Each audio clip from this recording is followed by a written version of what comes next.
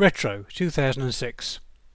2006 was the year of the Winter Olympics in Turin, the FIFA World Cup in Germany, the start of the Iran nuclear crisis, North Korea's first nuclear test, a series of bomb attacks on trains in Mumbai, the Israel-Hezbollah war, and in this year Montenegro declared independence.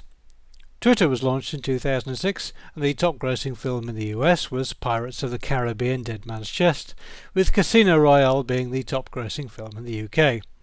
The best-selling album in the US was the High School Musical album.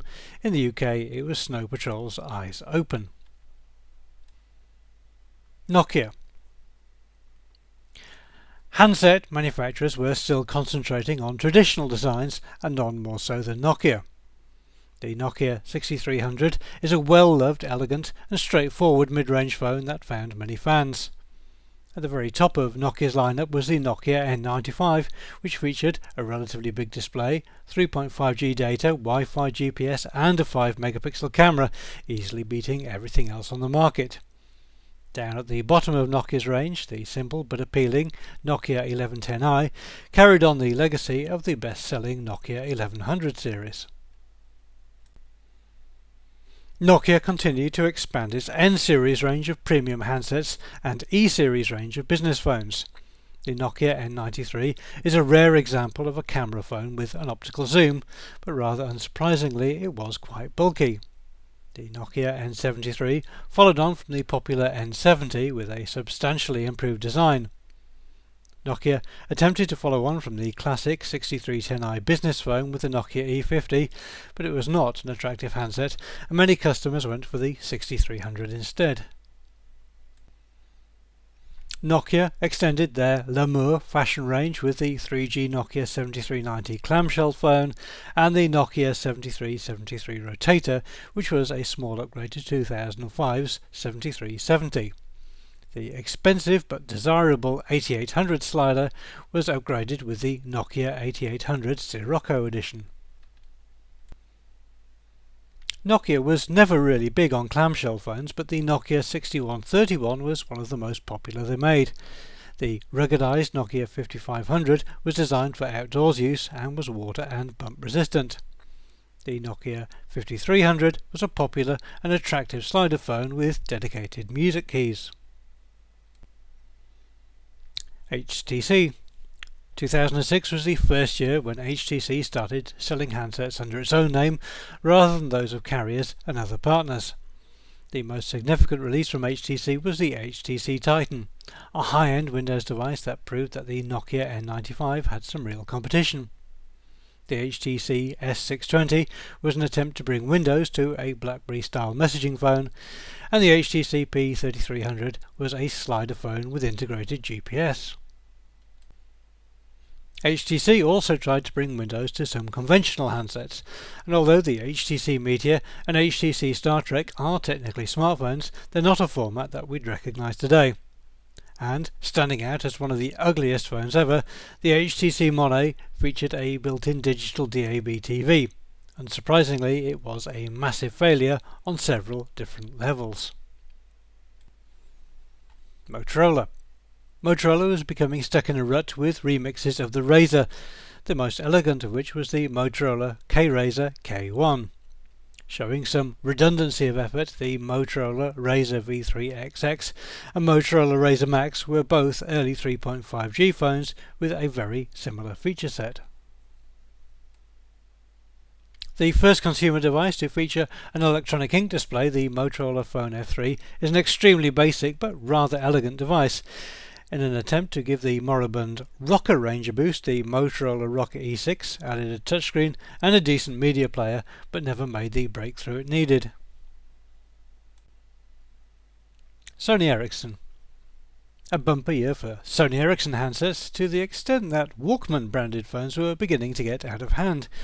Customers could choose from the Sony Ericsson W700 or Sony Ericsson W810 monoblocks, or the Sony Ericsson W850 3G slider, among others. The Sony Ericsson W950 was a Walkman smartphone running Symbian, and was based on the Sony Ericsson M600 smartphone, a device that didn't quite manage to follow up the success of earlier Sony Ericsson Symbian handsets. Rather more conventional were the lightweight Sony Ericsson K610 3G phone, Sony Ericsson K800 Cybershot phone, Sony Ericsson Z530 clamshell, and glossy Sony Ericsson Z610 3G clamshell. Samsung's current strategy of having a mobile phone in every conceivable niche was well underway in 2006. The Samsung Ultra range of ultra-thin handsets included the Samsung D830 clamshell phone and Samsung D900 slider.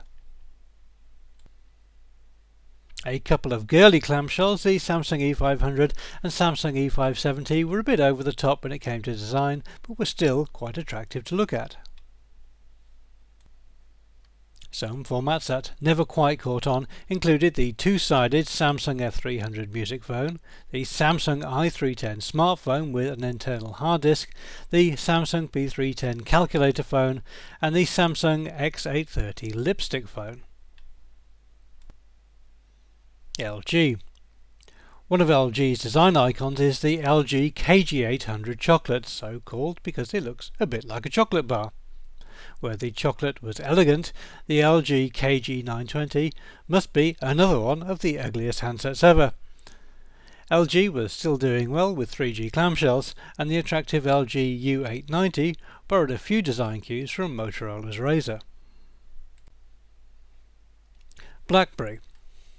BlackBerry was pushing hard to bring full push email to customers who wanted a traditional style phone, first with the BlackBerry 7130 and then with the familiar BlackBerry Pearl 8100, which was something of a breakthrough device.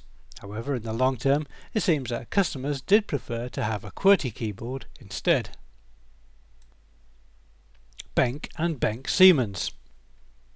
Benck took over Siemens' handset business in 2005, and despite a promising start, it ended up as a failure with the closure of the European arm in 2006 and the termination of the brand completely the following year. Many handsets never made it to market, but of those that did, the Benck Siemens E61 music phone was one of the most popular. The Benck Siemens EF61 was one of the most elegant, and the Benck Siemens AL26 Hello Kitty phone was definitely the cutest. Also launching this year, a full 2 years after it was originally announced, was the Benck P50 smartphone. Palm was still a challenger in the market, and the Palm Trio 680 combined the traditional Palm OS platform in a neat little hardware package that looked nicer than anything BlackBerry had to offer. The Palm Trio 750 took a similar design and added 3G, but also replaced Palm OS with the then popular Windows Mobile 5.2. Other manufacturers. The Siemens name found itself applied to another smartphone with the Fujitsu Siemens Pocket Lux, a powerful device with a very silly name. T-Mobile fleshed out its range of messaging feature phones with the T-Mobile Sidekick 3. Voice over IP was beginning to find its way into handsets with the Pirelli Discus Dual phone and Tovo T450G, both versions of the same handset. In 2006, Vodafone sold its Japanese arm, which was effectively the end of Vodafone's interesting range of Japanese 3G phones.